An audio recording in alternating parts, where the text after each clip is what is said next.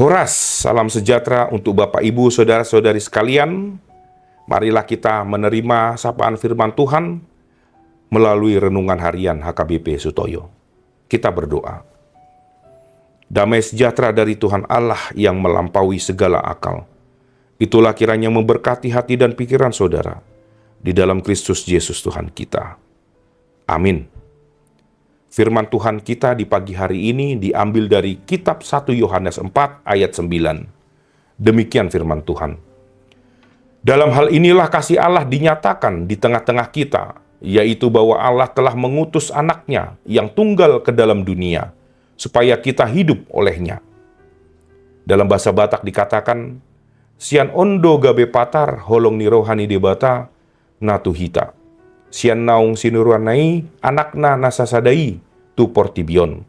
Asa mangolu hita marhite-hite ibana. Saudara-saudari yang terkasih dalam Yesus Kristus. Jikalau kita melihat ayat ini, maka ayat ini dapat memberikan kita pesan dua hal. Yang pertama, secara doktrinal, di mana Yohanes ingin mengatakan dan menegaskan bahwa Yesus Kristus adalah anak Allah yang menyelamatkan dan membawa hidup kepada umat manusia. Penegasan ini dimaksudkan untuk membantah orang-orang yang menolak Yesus Kristus sebagai anak Allah dan penyelamat umat manusia. Jikalau dahulu Yohanes menuliskan ayat ini untuk melawan ajaran gnostisisme yang menyangkal Yesus sebagai Kristus, maka di zaman sekarang, ayat kita hari ini ingin menolak ajaran-ajaran yang meragukan Yesus sebagai anak Allah dan penyelamat umat manusia. Saudara-saudari yang terkasih, banyak sekali ajaran-ajaran yang meragukan Yesus sebagai anak Allah, yang dapat mempengaruhi kita umatnya yang percaya kepadanya. Yesus hanya dianggap nabi atau manusia biasa, yang hanya sebatas mengabarkan berita kebaikan. Tentunya ayat ini menguatkan iman kita kepada Yesus Kristus yang merupakan anak Allah, yang memiliki misi untuk menyelamatkan umatnya. Pesan yang kedua dari firman Tuhan kita pada hari ini adalah secara praksis, bahwa kedatangan Yesus ke dunia ini untuk menyelamatkan umatnya adalah karena kasih Allah kepada umatnya. Dalam sejarahnya, umat manusia atau di dalam Alkitab banyak sekali bentuk pertolongan atau kasih Allah kepada umatnya. Meskipun manusia selalu melakukan hal yang jahat di mata Tuhan, namun kebaikan dan kasih Allah selalu nyata di dalam diri orang percaya. Misalkan saja Allah yang menolong umatnya dari perbudakan di Mesir, di Babel, dan masih banyak lagi. Dan puncaknya pertolongan dan kasih Allah adalah dengan mengutus anaknya yang tunggal, yaitu Yesus Kristus. Ada ilustrasi yang menarik, Bapak, Ibu, Saudara-saudari sekalian, untuk menggambarkan kasih Allah kepada umatnya.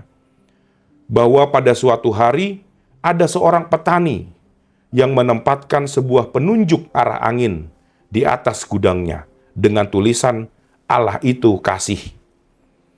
Suatu hari, seorang pelancong melihat penunjuk arah angin tersebut yang bergerak karena hembusan angin, dan ia bertanya, apakah Anda bermaksud ingin mengatakan bahwa Allah dapat berubah arah seperti angin?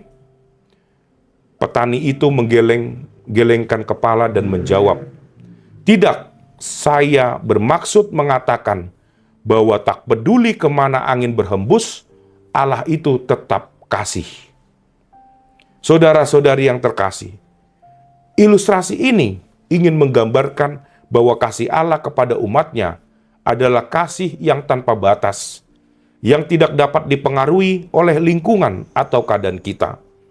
Ilustrasi ini dapat menggambarkan ayat kita hari ini, di mana kasih Allah sungguh nyata di tengah-tengah kita dengan kehadiran anaknya, Yesus Kristus, anaknya yang tunggal, untuk menyelamatkan kita orang yang percaya kepadanya. Saudara-saudari yang terkasih, sebagai orang percaya dan telah menerima kasih karunia Allah, maka hidup orang percaya haruslah hidup dalam kesetiaan terhadap kasih Allah dan menjadikannya pusat dari segala tindakan dan hubungan. Artinya kasih Allah yang telah kita terima harus juga kita wujud nyatakan di dalam perbuatan kita dengan melakukan kasih kepada sesama. Maka dari itu, firman Tuhan kita pada hari ini mengajak kita, marilah kita berbagi kasih kepada keluarga dan sesama sebagai bentuk tanggung jawab kita sebagai orang percaya yang telah menerima kasih Allah. Amin, kita berdoa. Ya Tuhan Allah, kembali kami datang untuk mengucap rasa syukur kami atas hari-hari yang kami lewati. Ini semua karena kasih karunia-Mu Tuhan. Demikian juga atas firman-Mu hari ini, di mana Engkau mengajarkan kami pada hari ini untuk selalu saling mengasihi di antara sesama kami. Mampukan kami untuk dapat memahami dan melakukan firman-Mu ini Tuhan. Untuk aktivitas selanjutnya Tuhan, kiranya Engkau memberkati kami, agar kami bersukacita dalam menjalani hari-hari kami. Di dalam Kristus Yesus kami berdoa. Amin. Terima kasih telah menonton channel ini, Bapak, Ibu, Saudara-saudari sekalian. Salam sehat buat kita semua, Tuhan Yesus memberkati.